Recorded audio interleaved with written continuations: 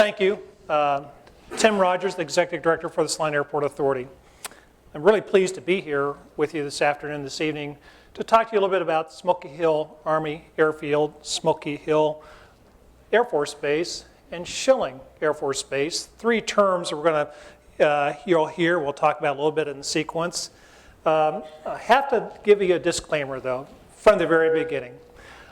I am not a historian. I did not sleep at a Holiday Inn Express. But what I have been able to do in my tenure as the Executive Director for the Salina Airport Authority is read a lot of documents. Part of it is very much related to the job, but I firmly believe that I had to know the history of the facility that I came. My wife, Maureen, has been in the back, and Maureen and I arrived back in Salina and Saline County in January of 1985, and best move we've made, and our family has grown up here. But I knew I had to understand about the history about Smoky Hill and about Shilling. Also had the opportunity, due to the fact that the Salina public entities, the City of Salina, the Salina Airport Authority, USD 305, and K-State, we decided to sue the United States of America. Board attorneys back here in the back, and I don't know whose idea that was, but Greg Bingston, we went along and did that. And Airport Authority Board Chairman Randy Hassler is over here too, joining us this evening. Former board member Steve Ryan is in the back, and Steve, good to see you. But during that lawsuit, I had the job, along with other legal counsel related to, on the environmental side, to read original unit histories. And that's something that really gave me a lot of information about, what went on, even on a daily basis, that I would never have been able to learn about.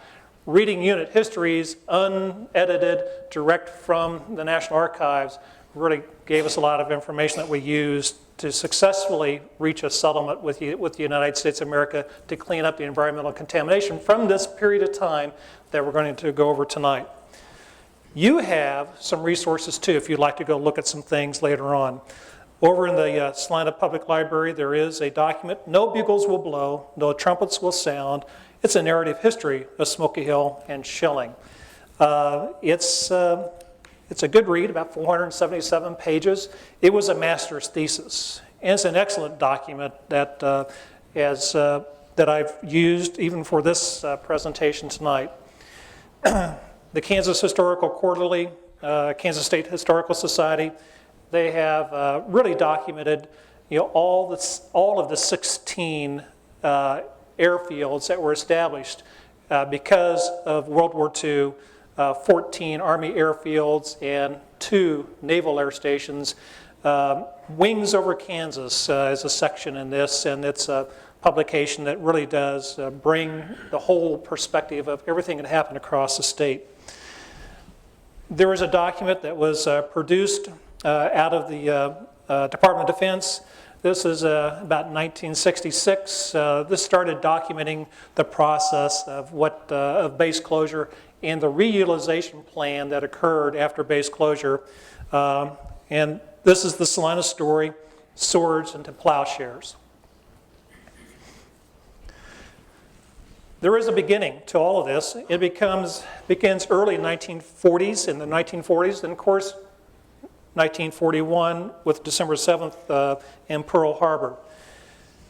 Going back through unit histories and other documentation, it's really interesting to learn that there were site teams that came all across Kansas, all across the Midwest in the late 1930s and into early 1940. And I actually had a chance to read the site selection team report for the visit to Salina. And they identified this great tract of ground to the southwest of a community that seemed to be fairly appropriate for an Army airfield. And that survey team was out early. This is before, the United States was in the war, but certainly England was in the thick of it, as was France, and preparations were being made. December 7th occurred, and then we were in the war. was decided. We'll go into a little bit about the decision to select Salina and go to and create Smoky. Construction started in May of 1942, and the Smoky Hill Army Airfield opened up in December of 1942. May of 1942 to December 1942, you just cannot construct a facility of that kind in that amount of time today. Just wouldn't happen. But that was the urgency of war that caused that to happen. From the very beginning, there were some unique attributes to this base and this military installation. And I can just kind of boil it down to this relationship that existed between the base and the community. And countless times in looking at the history of the base, Army, Air Corps, Army Air Force Base, the Shilling Air Force Base, there was a comment about the good relationship between the base relations between the community and the base. And that relationship, it resulted in high morale, and it became the envy of other bases and other communities. That same relationship is really, there's a thread of history that runs from 1942 to the present. You heard as far as the introduction and the gift shop here. The gift shop at the Smoky Hill Museum is a Patriot business business. And the Patriot Business Program is here in Salina that again promotes the good relationship between the community and the military. And this is an example that Melissa McCoy, Manager of Public Affairs, and Connor, where are you? It's roaming around somewhere. This was, the Patriot Business Program was Melissa's idea when she came back to Salina. And she is now in partnership with the Salina Area Chamber of Commerce and Rachel Hine, Communications Director there. They're going out to other communities to introduce other military communities, to introduce the Patriot Business Program to generate higher morale. And what you want and what happened, the desire was always to keep enlisted men and officers in the community, wanting to come to this community. It is also a problem that I'll touch on later on. I'm going to go through, I thought it was going to be 10 facts as far as Smoky Hill and Shilling. I really started with 99. I've ended up with 20. So bear with me and we'll go through this. Then we'll have some time for some discussion and questions. And then I encourage all of you to come up and take a first-hand look at some of the memorabilia that has come to us, as we've been planning for an aviation museum at the Airport Industrial Center. Then the very last thing we're going to do is give you a glimpse of the Wings Over Salina aviation experience, the conceptual architectural drawings for that project. Smoky Hill was constructed really to be a training base and prepare air crews to deploy. First aircraft that came on board was the B-17. Really the base was built and intended to receive B-29s for crew training and deployment into the Pacific Theater. Fact number one, in establishing Shilling, Smoky Hill, was there political influence? The answer is yes. And it's interesting to find out, well, where did that influence come from? Well, it's very interesting to realize that a former Kansas governor, Harry H. Woodring, now Harry was governor from 1931 to 1933, so it wasn't his role as governor, but he became an assistant secretary of war in the Roosevelt administration. He became an acting secretary of war, and he was secretary of war for a period of time under Roosevelt. Everything I can see and kind of gather, he had great influence in bringing the War Department and sending survey teams to Kansas. Again, 16 bases were established in this time frame, in this era, and Salina was one of those. He did resign in June of 1940 because he had a dispute with Roosevelt over the deployment of B-17s to England and before the United States was in the war. But that was, I think, a significant influence and a fact that you may want to take away. 16 bases in Kansas. I'll briefly review those for you, unless somebody else wants to name all 16. Coffeyville, Dodge City, Garden City, Great Bend, Harrington, Independence, Kansas City, Liberal, Pratt, Walker, Wichita, Winfield, and that was in addition to Topeka, Hutchinson, Olathe, and Salina. Hutchinson and Olathe were the two naval air stations that were established. B-17s came to Smoky Hill first for crew staging and unit formation, and the primary mission was B-29 training. Smoky Hill Airfield construction costs, fact number 2. Dick Brown, I know you weren't there at the time, but in 1942 dollars, it was $3 million to construct Smoky Hill. 2012 dollars, just a simple CPI conversion calculation that you can get on your smartphone now, that cost would be $42 million, would be the equivalent. And I think Dick can agree that the time of construction was phenomenal. And the equipment that they were using, just phenomenal. We have pictures of those construction crews, and I mean, I bet there are a few mules involved with that, and in that construction. Very, very significant. Fact number 3, naming the base. This was a difficult issue for this base to be named. More so than I would have ever expected in reading about it. Bases are usually named for people or the cities that they're associated with. And the individual usually is a member of the military, in this case, the Army, who has died in action or died at some point in time, or a significant other contribution to the military. But the Army Corps of Engineers named the base and the location based upon geographic location, the Smoky Hill River. And this went back and forth, and no one could decide about naming the base. And this is going to come up again as I talk about the Air Force SAC days here in a moment. But in November 1942, it was just announced that Smoky Hill Army Airfield Base would be the first named for a geographical feature. And that was an order, that was an item that came out of the War Department at the time, and I've never been able to see who made that up or who did that, but someone had to resolve the issue. It's going to be Smoky Hill Army Airfield. Fact number 4, operational date. Smoky Hill, after construction, it was declared operational on December 23rd of 1942. That doesn't mean that the first aircraft didn't land there earlier than that. Of course, someone's going to land on an unfinished airfield before the base is operational. Pilots do things like that. First B-17 landed on September 24th of 1942. But soon after the base was operational, the first 2 flying units were assigned to the base, the 21st Bomb Wing, the 346th Bomb Wing, and boy, it was off to the races. It was blowing and going, and the pictures up in here that you'll see, you can see them back, you can see the number of B-17s parked wingtip to wingtip, and the crews were coming in. The first B-29 arrived on July 19th of 1943. That's almost a whole other session to talk about the B-29 and fielding the B-29, and that was a really tough effort for the bases that the B-29 was assigned to.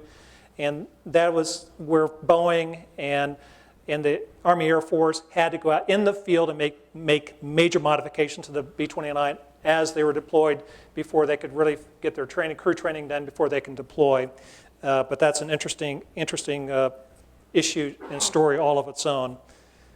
By September of 1943, there were 252 B-29s at the base. Fact number 5. The most notable B-29 pilot to be assigned to Smoky Hill. Do I have a guess? B-29 pilot. Good. Very good. They get an extra discount at the bookstore. I'll try. So, Lieutenant Colonel Paul Tibbets, he landed the first B-29 assigned to the 58th Bomb Wing in September of 1943. And he was here for a period of time in crew training. Of course, Colonel Tibbets, as a full colonel, commanded the Enola Gay, who dropped the first atomic bomb. But that is probably, as far as a pilot based here, again, the name I thought you would probably come up with. The most notable unit assigned to the base. Anybody want to take a guess on the most notable unit?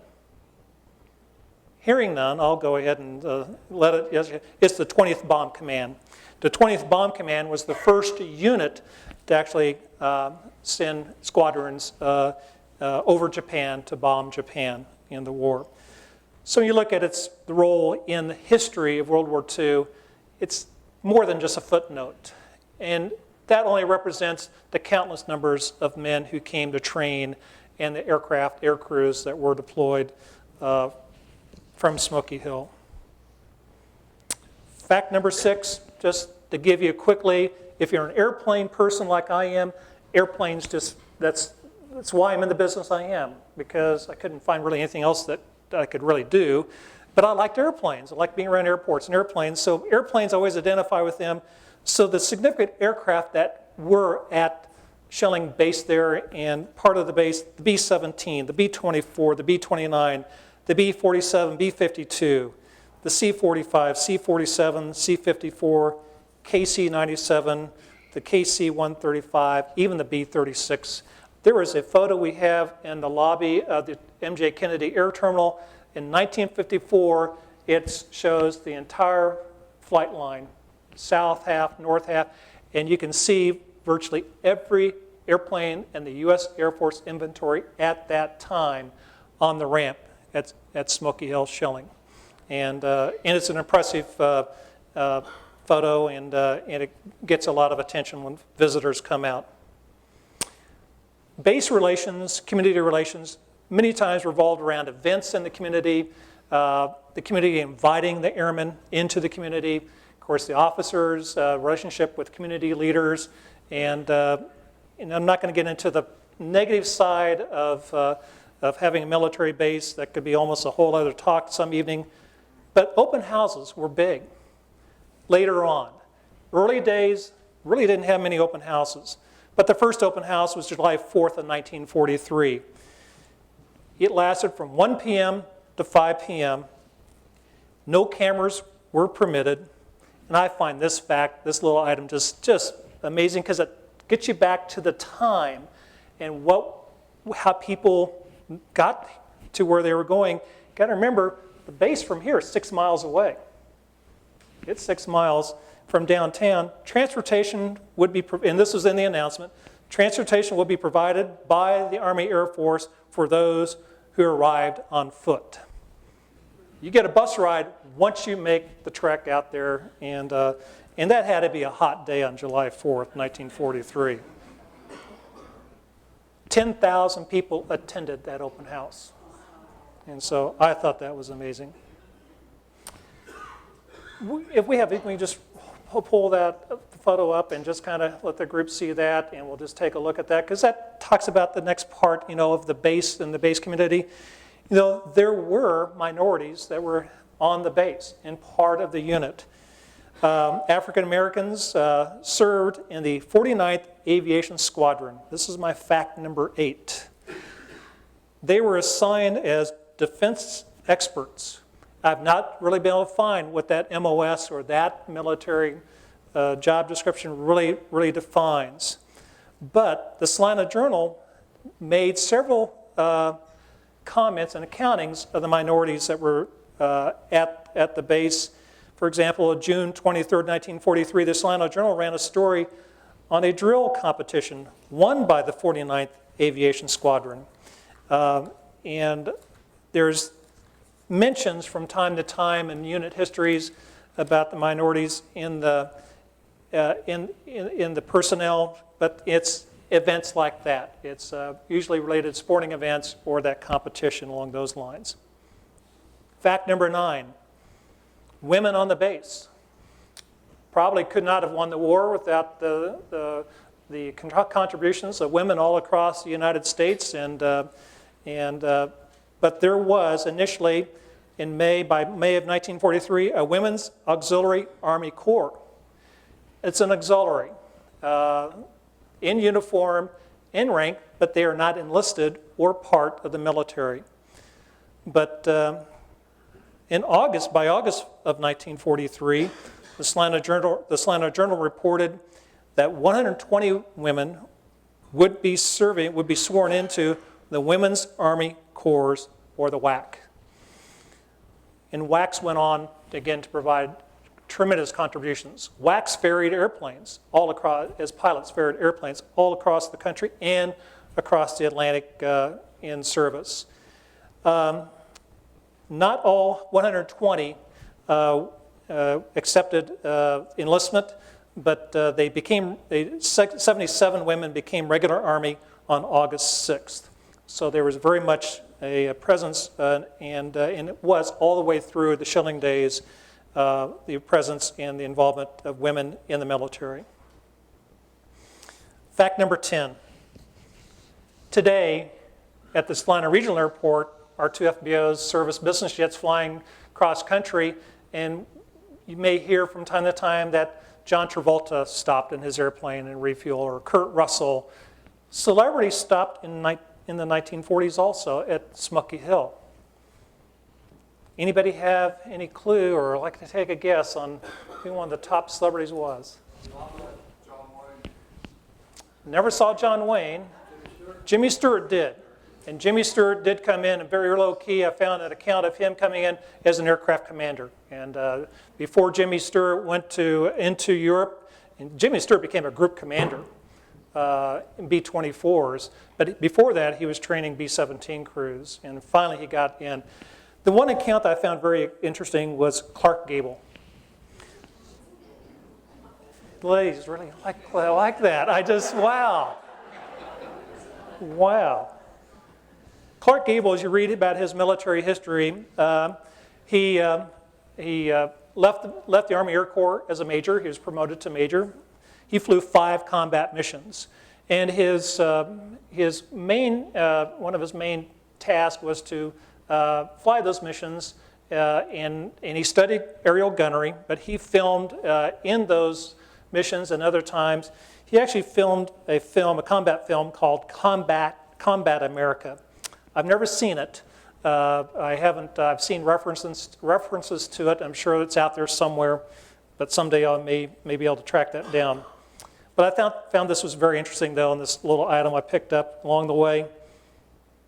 Hitler placed a bounty on Gable, and he was sought after. And all of a sudden it got me thinking, there's probably a lot of other celebrities or noteworthy folks that were visibly in the military that probably was the same. So his life was at risk in several different ways, and yet he and others made the commitment to serve.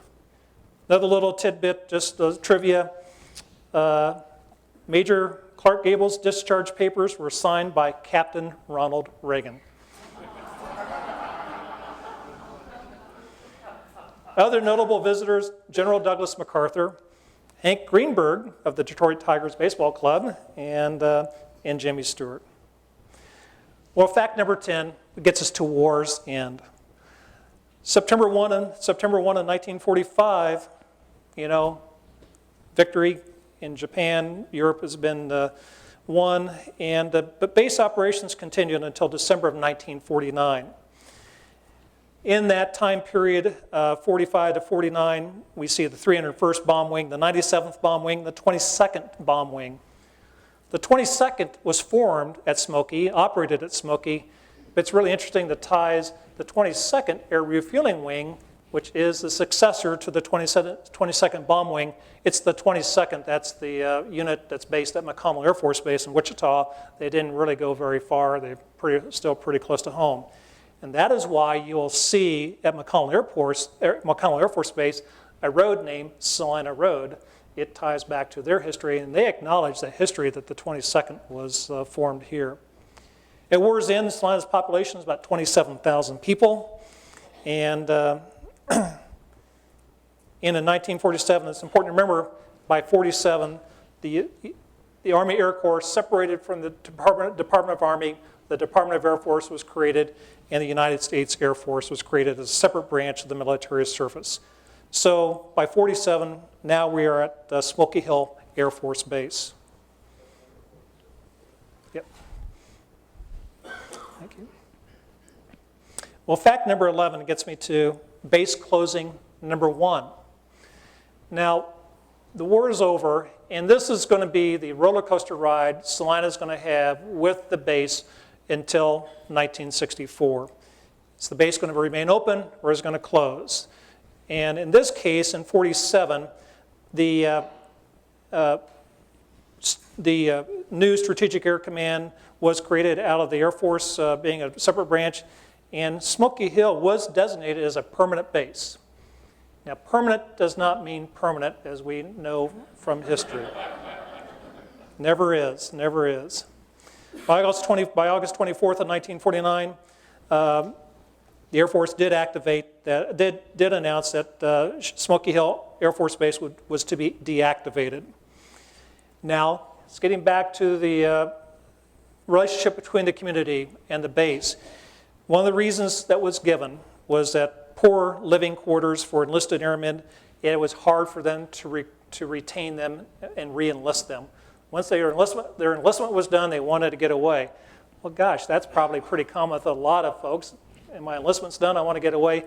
But by this time, you know, they were still living in tar paper shacks, tar paper barracks, not shacks, but temporary. Much of the base that was constructed in 1942 was considered to be temporary, much of the buildings and the facilities. And there was also and that led to that poor enlistment record. So the base was deactivated and was left with a small detachment in charge of keeping the base in order and for possible reactivation. It was put on a standby status. If we look at my fact number 12 here, we look at lost opportunities. We're going to come back to the base as it gets reactivated, but there are some other lost opportunities. And these are things I hope that are new to you. I find it astounding, you know, on one of these, but one of the lost opportunities that led to maybe deactivation, that Salina was never able to attract or get to the base a major air command headquarters. And that is where they'd be overseeing other bases in the area or across the nation. 15th Air Force, 8th Air Force, along those lines. But what was lacking to do that was improved housing. Comes up again, improve the housing, and maybe something else can be, be something else or be reactivated. But one of the most interesting accounts was going back, and Salina was a contender for the U.S. Air Force Academy. Just amazing. Just amazing. Just think of what this community would be like if the Air Force Academy was just out southwest instead of Colorado Springs. So first I need to ask, do I have any graduates of the Air Force Academy in the room? Whew, good. Now I can continue. January 24th, 1949, the Salina Journal editorial suggested that Salina would be the best location for an academy to train future United States Air Force officers. Salina continued efforts to land the Air Force Academy until 1954. And that's when the first class of cadets reported to Lowry Air Force Base outside Denver, south of Denver, for the first class back then. Again, it was an effort by the community. It was an effort by our congressional delegation. And it was just that possibility that that was really amazing to read about and realize the efforts that were made to try to do that. I've been trying to find a way in some economic development project that I can inject that we were considered for the U.S. Air Force Academy, but I don't think anybody really cares at this point in time. Fact number 13, inactive years and rumors. Well, the inactive years really were 1949 to 1951. Housing was addressed. Well, how was housing addressed if the Air Force wasn't there and doing anything? This relates back to another significant part of Salina's history, and that was the formation by the Salina Area Chamber of Commerce and other individuals of Salina, Inc. Many of us think of Salina, Inc. as doing economic development, the South Industrial Area where Phillips Lighting is located now and some other projects out there. But Salina, Inc. was formed, and it was formed with the goal to build 8,000 homes for airmen. This is not unlike even issues we're dealing with today. Today, we still, in economic development, we deal with issues related to housing for new workers. In fact, the City of Salina and the City Commission, in working with the Chamber of Commerce and local developers, have taken on a project to build new housing for new workers to come to our community, young workers to find their first-time home to come to our community. So this is a thread of history that has run through our community from the 40s even to present day. The Air Force informed Salina that there would be sufficient housing in the area of the base if the base is reactivated, and this was a comment made by General Curtis LeMay, who was then commanding SAC. Fact number 14, reactivation. We're getting to June 21st of 1951, and what is announced that 1,000 officers, 5,000 airmen, and 800 civilians would be assigned when when Smoky Hill Air Force Base is reactivated. It was to be a combat training base with medium and heavy bombers. And on August 1st of 1951, Salina Journal headline read, Smoky Hill Air Force Base open today. So we're back in business. And we're back in business as an Air Force base. We're back in business as a strategic command. And history, though, you got to look outside. What's going on at this time? It's the Korean War. So another conflict really causes the need. Interesting comment here again about base relations and community-based relations. Picked up a quote out of a unit history.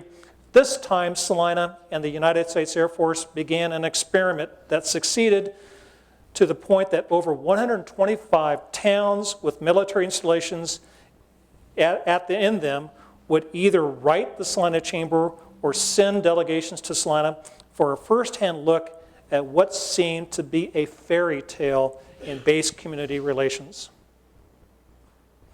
Base community relations from this day forward could be described as nothing but excellent from all accounts as I look ahead. Again, today's Patriot Business Program that's active in Salina and Saline County really continues that tradition, and which I'm really, really pleased to see. Fact number 15, B-47 bombers. That's the switch from the B-29 to the new sleek, modern B-47, and you do have pictures of the B-47s and around, and I'll encourage you to come up after I get done, and I will finish here and before too long, and save you the duress here that you're going through. But in 1953, the B-47s start to arrive. The 40th Bomb Wing, the 40th Air Refueling Wing, and the 30th Bomb Wing, and the 802nd Air Division.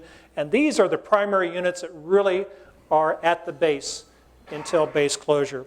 It's really interesting to note that last fall I had a chance to meet members of the 40th Bomb Wing and the 40th Air Refueling Wing when they held a reunion in Salina, Kansas, and that was very enjoyable to meet not only the members of the unit, but spouses, wives of those who served, and children of those parents that had based here when they were here. Fact number 16. Get to March 15th of 1957, we have a name change again. So the decision was made, it's no longer going to be Smoky Hill Air Force Base. Get back to the naming of the base after a person or the community that it's associated with. So names that were considered, I found very interesting. Of course, we probably all guess, I'll probably get all of you to raise the hand, but you can probably guess that General Eisenhower was considered. The problem was he was still alive.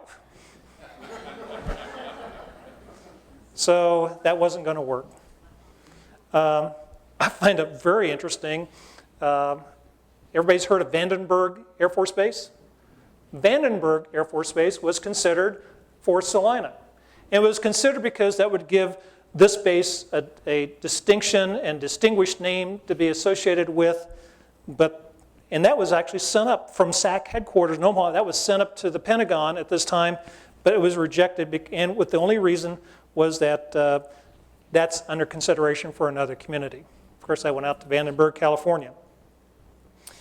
There was a name that came up Menish, M-E-N-I-S-H.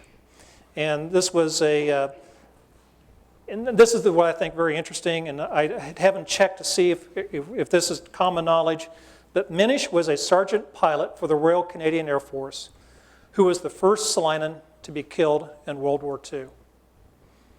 It's a name I've never heard, actually until I started preparing for this presentation tonight. So I have a new nugget that I've found in preparing. Well, the final decision came down to Colonel David C. Schilling, native of Leavenworth, Kansas. An amazing war record, amazing. David Schilling was a World War II ace, 22.5 kills. He flew P-47s. He was a group commander, and he spent a lot of time in the air. He had one day, he knocked down five enemy aircraft in one day. He was one of a handful of ace-in-a-day pilots that the Army Air Corps had. He had 10.5 ground kills, took out 10 aircraft on the ground. So very amazing. You look at his awards and look what the Distinguished Service Cross with 1 oak leaf clover, Silver Star, 2 oak leaf clusters. The Distinguished Flying Cross, 10 oak leaf clusters. Air medals, 19. 1 air medal, 19 oak leaf clusters. Was just an amazing pilot, but he is most recognized for his accomplishments after the war. Colonel Schilling pioneered aerial refueling. He pioneered the concept, and this is I believe an F-84 if I got it right, and someone will correct me if I don't, but this is a KC-29, converted B-29 as aerial refueler. He demonstrated that tactical aircraft could be flown across the Atlantic in one deployment and respond to a need in Europe or world. And this is something that's done routine in this nation, in this military, and we still do it the best of anybody. Colonel Schilling was born in 1918. He died in 1956. Anybody know how he died? Car accident, that's right. Auto accident in England. And so, but he pioneered air-to-air refueling. I bring that to everybody just because I think it's important to realize that Schilling Air Force Base, in the name, it is very of significance because of his military record and his accomplishments. And he was recognized both by military and civilian awards with the aerial refueling. Fact number 17, get to the early 60s. And the motto changed, and it became adopted by SAC, and I don't have my example here, but it's in Senior Assembly. Yes, it's right here. And here became the logo, and here was the mission of SAC. Beginning in the 60s, peace is our profession. And what you have here, and these 2 hangars are still in existence, so we know that where this location is. You can see the KC-97, B-47, and peace is our profession spelled out by airmen in formation. So that's the transition that's happening in the 60s. Atlas F missiles, strategic ballistic missiles, became operational in 1962. There were 12 missile silos that surrounded Salina, outside in Saline County and on up in Ottawa County. B-47 bombers were on 24-hour alert. They were on alert expecting a 15-minute response or launch time. March 1964, KC-135s arrived, and it was stated that in all accounts that B-52 bombers were expected by the summer of 1964. B-52s never arrived. Never arrived. 1962, it's important to note and kind of highlight the Cuban Missile Crisis. Schilling was very involved in that process. Schilling crews went on to full alert for 39 straight days. Air crews and aircraft were deployed to the Gulf, and they were actively involved in that event, in that time frame. Fact number 18, aircraft dedicated to the city of Salina. And there were 4 aircraft that have been dedicated and have an association with the city. In February of 1944, the Salina, which was a B-17 that represented war bonds purchased by school children in Salina and Schilling County, was at the base and based here for a period of time. So that was the first aircraft. In the summer of 1954, City of Salina 1 was dedicated with the name City of Salina on it as the nose art. This was the 1,000th B-47 built down by Boeing in Wichita, and that was flown directly from Wichita up here and dedicated. And that was stationed at Smoky Hill from 1954 to 1960. So it was very much a part of this community. The City of Salina 2, in March of 1964, was dedicated, and there was a person that was involved in that dedication that I'm going to go to January of 2008, January 23rd of 2008, when the United States Air Force Reserve 442nd Fighter Wing out of Whiteman Air Force Base dedicated an A-10 Thunderbolt as Thunderbolt of Salina. That was actually aircraft number 82-0653, part of the, and I'm proud and pleased to report today that I had a chance to go see Thunderbolt of Salina again today. It was flying through Salina today as the 442nd did training at Salina and at the Smoky Hill Weapons Range. So it's a flying and it's well, and it's an active duty aircraft. So 653 is alive and well.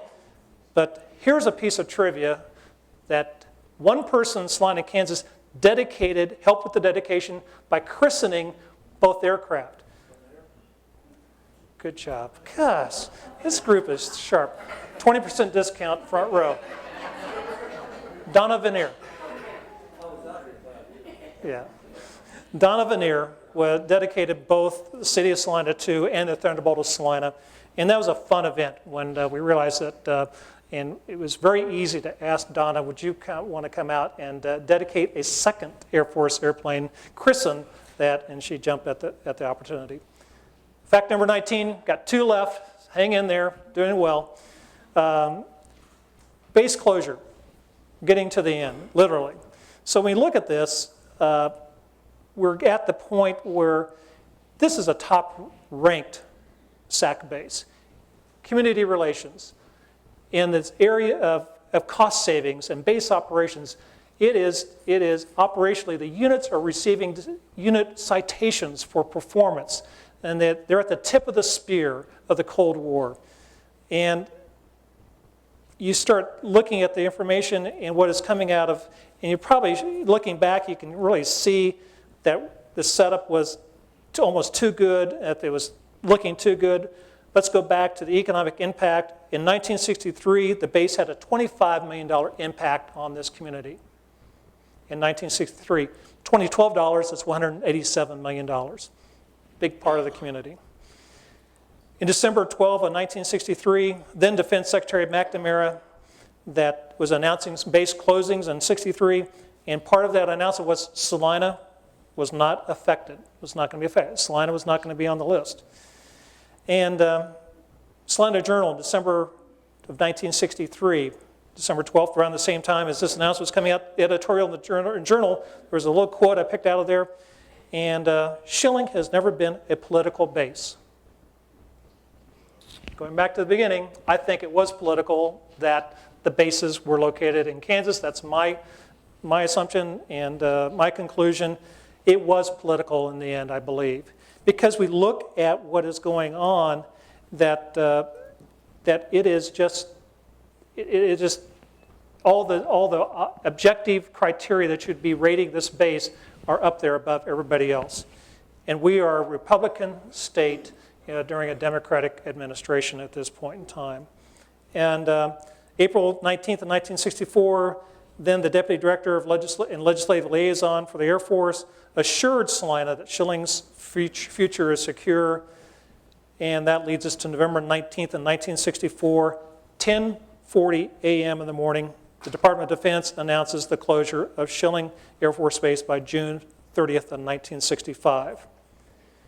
The last flag was taken down. The last small detachment, the last taps were played, flag was down, and on April 3rd of 1967. So it took a while for that actually to occur. Well, I'm going to pause here. We're going to get the screen going here a little bit. I'm going to see if anybody has any questions, because I want to go from here next. I want to talk a little bit about, with this history and the history of our civil aviation in the community, how do we celebrate it? How do we remember it? How do we bring it to you, others, visitors, to talk about our aviation history, which is really, really phenomenal. We have a hometown boy, Steve Hawley. He's one of the most accomplished NASA astronauts ever. We have a world record set here, not one but two, and Steve Fawcett flying around the world not once but twice, unrefueled, nonstop. The first powered flight in Salina and Schilling County was by Glenn Martin, who then founded the Glenn Martin Aviation Company, which is now Lockheed Martin. That first flight happened here, just south of Kansas Westland, in a field, and thus the name Martin Stadium. So, how do we bring this all to life and save people from having to listen to me? How do we do that? That's right. No, I don't know. So I'm going to move this out of the way. I'm done with this. I'm going to block you guys, if that's all right. Oh. What we're going to show is an animation and the idea that's been that several individuals have been working on. It's a project that the Smoky Hill Museum is very much involved in. The Airport Authority Board of Directors, under the leadership of Chairman Dr. Randy Hassler, has said, why not? Let's dream a little, see if we can get something done. And we are trying to work on bringing to this community the Wings Over Salina aviation experience, where we can take this memorabilia and again, people are generous in bringing these items to us.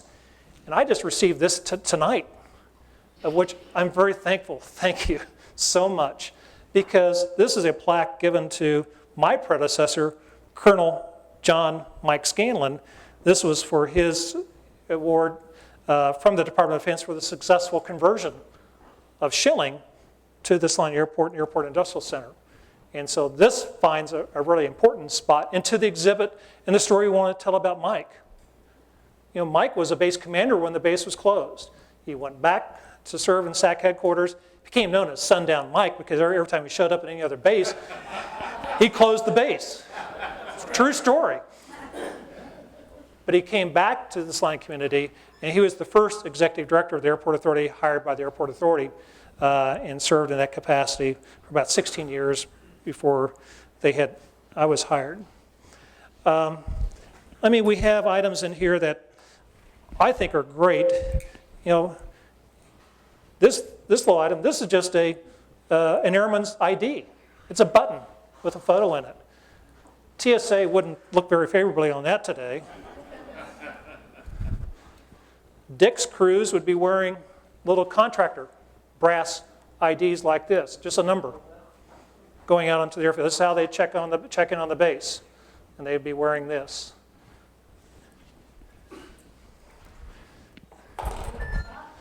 We have been pleased to get just amazing pieces. This is the general purpose bomb loading charts for a B-47B, early B-47. But you read about the history and you learn terms and the terminology, and so you go through here and you read. I'm just. People, you probably guys think that I just have nothing else better to do, and sometimes that's about it. But, how do you load a 4,000-pound bomb? Very carefully. 1,000-pound bombs. But, well, if you had them, you could have loaded them. So there's a spec here. Oh, okay, yes. And, right. And then so this is a special bomb.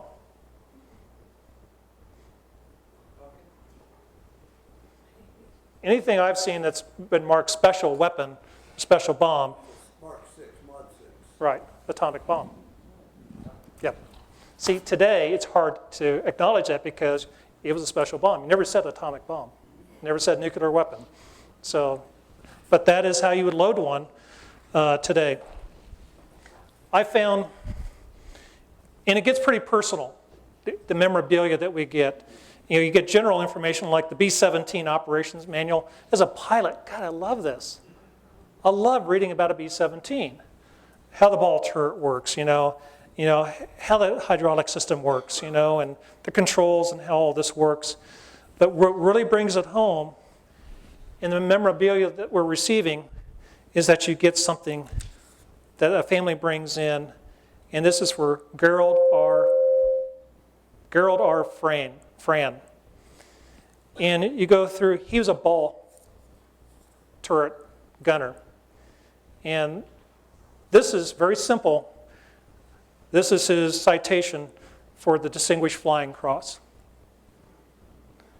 And all of a sudden it becomes very personal, and the idea is to build a facility where we can take the artifacts and create a personal experience for you and others to come and see for this part of our history and the other phases of the history too. So I think, are we ready? Oh yeah, I'll be, Okay.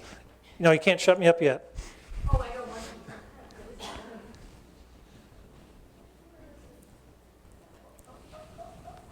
Will she make it? This is an animation prepared by local architects, Gillum and Associates, R.G. Renz, and Salina native David Exline, who is just a creative genius when it comes to an aviation experience.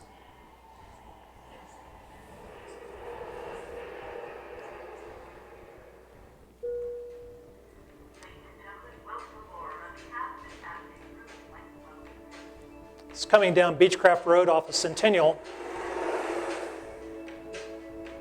This is located at the midpoint of the airfield. This is the spot that the Global Flyer really operated from, in a hangar just to our left. That's the Steve Fawcett Plaza. That'll be a full-scale overhead of the aircraft and an 8-foot bronze statue of Steve Fawcett to be cast by Dick Bergen. The Glenn Martin lobby, a replica of the Glenn Martin Flyer that flew first flight in this community. The timeline is important. From the beginning of flight, no airplanes in this museum. Well, we have airplanes, we'll have model airplanes that are to scale so people can see the scale of a biplane, early biplane, as compared to B-29. But the history of flight and key events, of which Salina's part in that will be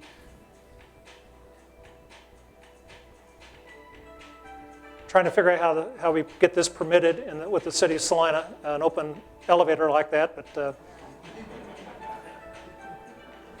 it'll work.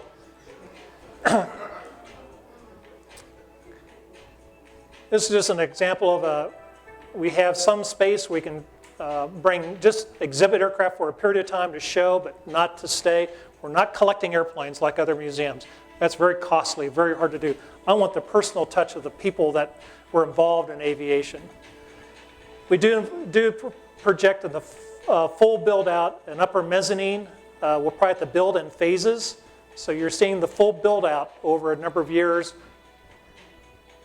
Having people experience flight and exhibits for youth and adults to come in, and these are just ideas. How do you bring people in and give them a chance to get into a simulator? Put an unmanned type of aircraft up there, or something floating like a balloon. How do you play with flight in aviation? How do you stimulate to the youth interest in science, technology? Of course, the Virgin Atlantic Global Flyer. If this talk was out at the museum, we'd be in the theater tonight.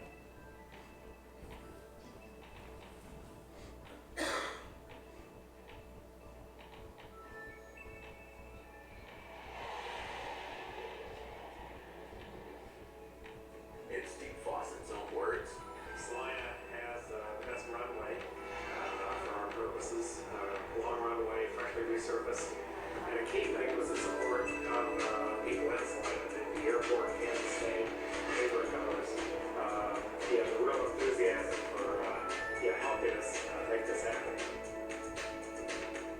a restaurant is contemplated. Not as the first phase. We've got to find a restaurant operator that partner with the community to operate this as a freestanding, self-sufficient, non-subsidized restaurant. It would have a view unlike any other facility in the region, with a full view of our 12,300 foot long runway. You can fly into the restaurant.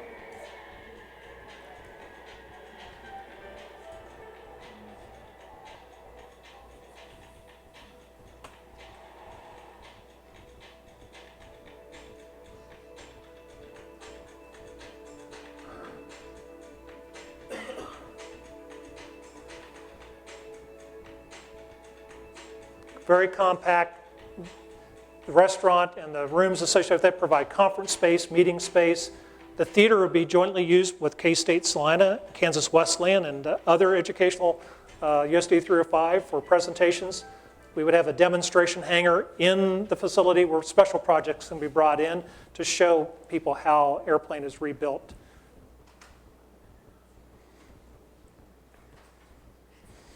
Probably the last item I'll add on the museum, we are in a silent fundraising phase, and we are not able to announce at the present time the individual, but we do have a major lead donor on the project at this point.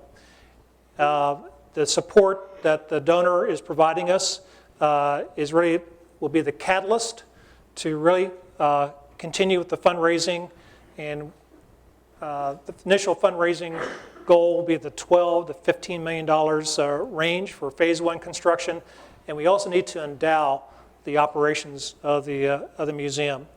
Again, really appreciate Brad Anderson and Brad standing back there. The discussions I've had with Brad and see the museum staff here, they've been very open for ways that we can partner together. These guys are the experts. I think we can provide the venue, build the facility, set the exhibits up, get the technology in there, but develop that phase and develop those exhibits with the support of the Smoky Hill Museum. I'll be glad to answer any questions that you may have this evening. Thank you for your participation, your attendance. Thank you for putting up with me for probably way too long.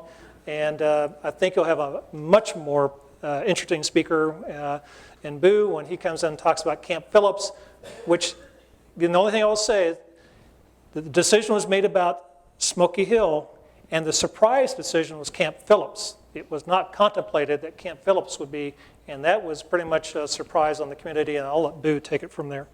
Thank you all very much, and have a nice evening.